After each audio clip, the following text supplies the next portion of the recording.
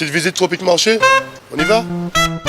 Alors on a le rayon jus, avec les sirops, tout ce qui suit. On a des ignames blanc, igname France, igname jaune, avocat, patates douces, des cives, persil, bananes, christophine, riz, haricots, la pâtisserie, le poisson, le lambi, attention, et les boudins, les acras. On va parler un peu des épices, boudin, sauce chien, graines à roussir, colombo, pâte à colombo, sauce colombo et tous nos fameux piments aussi, des vrais piments. Pitié. Chez Tropique Marché, on vous attend, on vous accueille, on est ouvert. Tout est là chez Tropique Marché. C'est bien des autres, venez qu'à Tropique Marché. On vous attend. Martinique Actualité. L'homme qui a été tué par balle à Dillon hier matin, jeudi, s'appelait Alfred Vénit. Il avait 64 ans et livrait le journal France Entier depuis 30 ans. C'est dans l'exercice de cette activité qu'il a été tué. Il semblerait qu'Alfred Vénit, au volant de sa fourgonnette, ait cherché à échapper à ses assassins qui, eux, étaient à moto. Les coups de feu qui l'ont touché ont criblé son véhicule et ont été entendus vers 3 heures du matin. Son corps n'a été retrouvé que vers 5 heures. Surnommé Chabin, Alfred Vénit semblait être un homme sans histoire. On notera que c'est le 3e meurtre à Dillon depuis le début de l'année. Bien entendu, au-delà des circonstances de ce crime, les enquêteurs vont en rechercher les causes. Sur les 18 personnes qui ont été tuées depuis le début de l'année en Martinique, 14 l'ont été par arme à feu. Conformément au préavis de grève qu'ils ont déposé, les salariés d'Air Caraïbes se sont mis en grève aujourd'hui, vendredi 11 août. Cette grève devrait durer jusqu'au 15. Elle ne concerne que les lignes transatlantiques et pas les lignes régionales. Curieusement, la direction de cette entreprise a affirmé qu'elle maintiendra ses vols. Affaire à suivre. Le 3 août, on avait déjà diagnostiqué 89 cas confirmés de dengue et 225 cas probables enregistrés en une semaine. Cela s'est aggravé avec 79 autres cas et 400 cas probables, notamment dans le sud et le nord Caraïbes. D'où les appels à la vigilance à l'encontre des moustiques vecteurs de cette maladie. On notera que la chaleur et les pluies que l'on observe actuellement sont favorables à leur prolifération. Nous avons reçu de la collectivité territoriale de Martinique le communiqué suivant. En raison de la forte augmentation des cas de dengue sur la quasi-totalité du territoire, la collectivité territoriale de Martinique appelle l'ensemble de la population à se mobiliser pour lutter à la fois contre la prolifération du moustique et contre la transmission de la maladie. En effet, en adoptant des gestes simples, détruire les gîtes larvaires chez soi et se protéger contre les piqûres, chaque Martiniquais peut participer à la lutte contre la dengue et ce, dès maintenant. Les chaleurs et pluies actuelles étant des facteurs entraînant une prolifération rapide des moustiques vecteurs de la dengue, Aedes aegypti, une implication de tous est indispensable. Face à cette situation alarmante, les communes et les acteurs de terrain sont également appelés à se mobiliser aux côtés de la collectivité pour intensifier les actions de sensibilisation en porte-à-porte au cours de cette période sensible. Un renfort de 20 agents de terrain est d'ores et déjà en cours au CEDRE, centre de démoustication et de recherches entomologiques de la collectivité territoriale de Martinique. L'augmentation du nombre de cas est suffisamment alarmante pour déclarer que nous sommes dans une situation d'urgence. N'attendons pas que l'épidémie soit déclarée ou installée pour agir. J'appelle tous les Martiniquais à se mobiliser contre la dengue. Ce sont les mots de Serge Letchimy, président du Conseil exécutif de Martinique.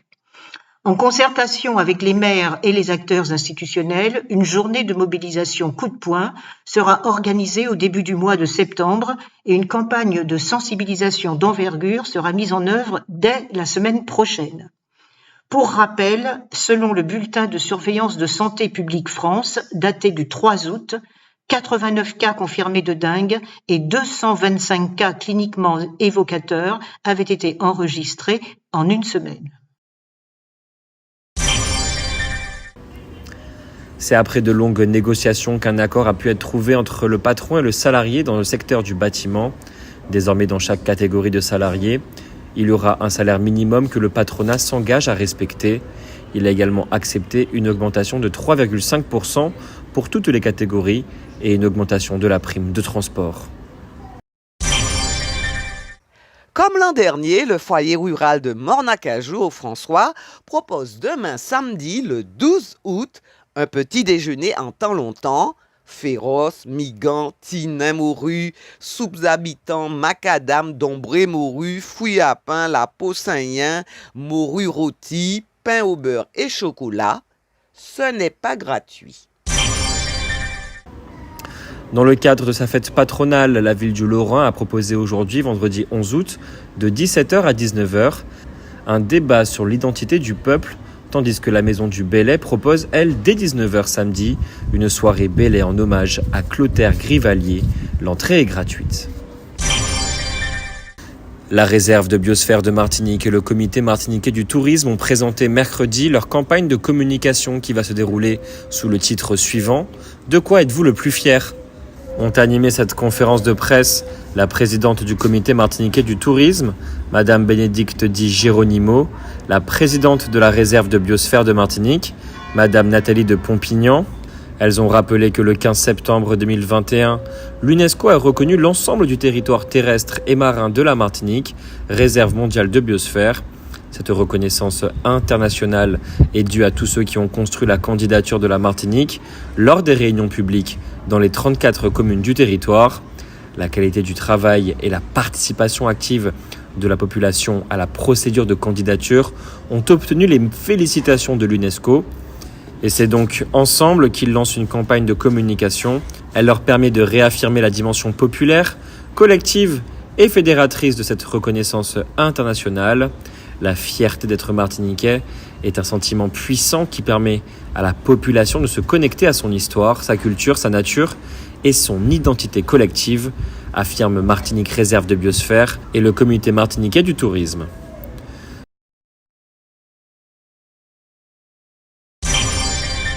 C'est ce vendredi à 13h que commence la grande collecte de la Croix-Rouge des fournitures scolaires.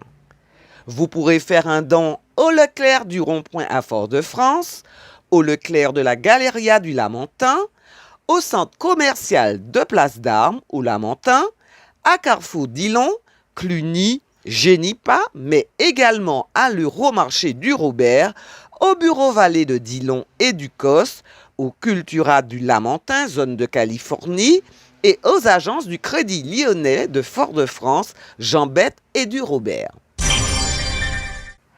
On notera que la Croix-Rouge sera présente au Baca Festival qui va se tenir au Vauclin ce week-end.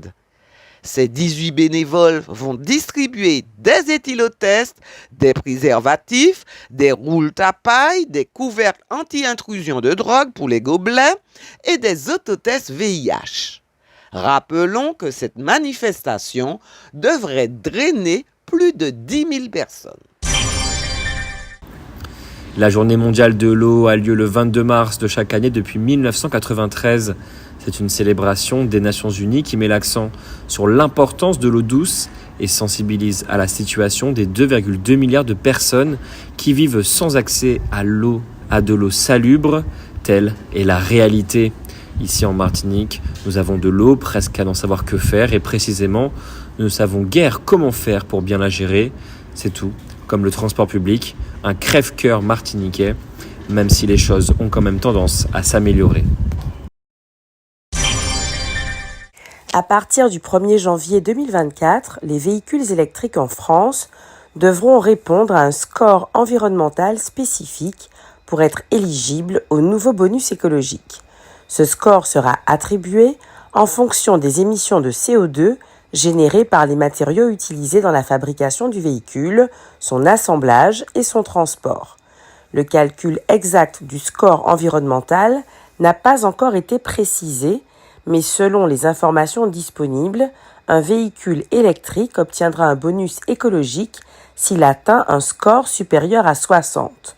L'empreinte carbone des matériaux, tels que l'acier, l'aluminium et le verre, ainsi que la manière dont ils sont transformés et assemblée sera prise en compte.